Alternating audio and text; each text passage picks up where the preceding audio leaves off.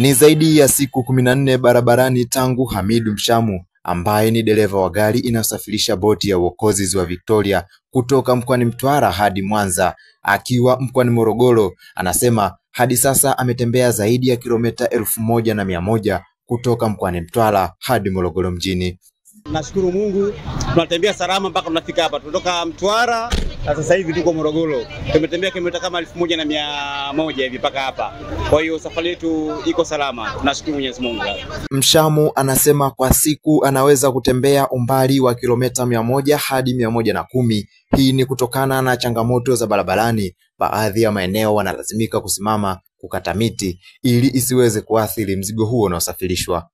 Siku nategemea na barabara, changamoto ya barabara kwa sababu tuna changamoto za miti na waya. Kama sehemu hakuna miti mingi watembea umbali mrefu. Kama kuna waya nyingi vile vile kama hivi, wao tutatembea umbali wa kilomita chache sana. Ila maximum kilomita 190, 110. Ni hivyo. Leo siku kama 14 tangu toke Mtwara. Boti hiyo ilivyowasili hapa manispaa ya Morogoro imepokelewa na mamia ya wananchi katika eneo la Msamvu.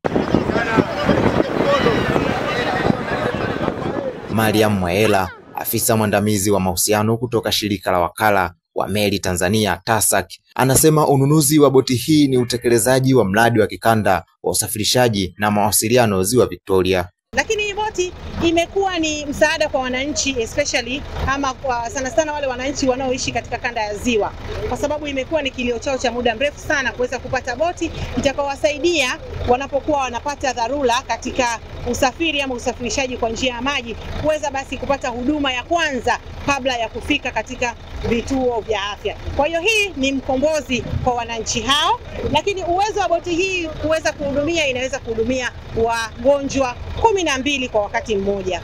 Lakini kitu kingine ambacho boti hii inacho ni chumba maalum, wanasema ICU au chumba cha wagonjwa mahututi. Ina maana kwamba mgonjwa anapokuwa katika hali mbaya, basi anatolewa katika chumba kile cha kawaida na kwenda kuhamishiwa kwenye chumba kile cha wagonjwa mahututi.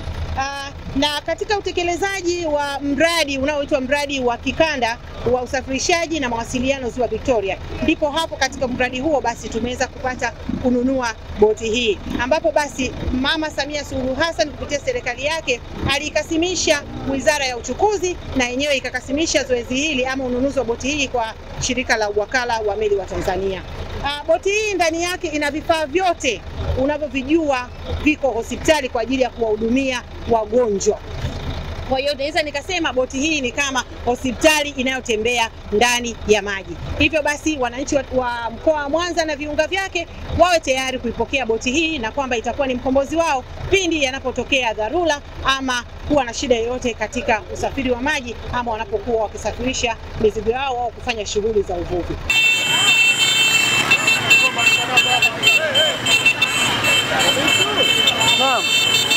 Nikiripoti kutoka mkoani Morogoro, mimi ni Jackson Johnny.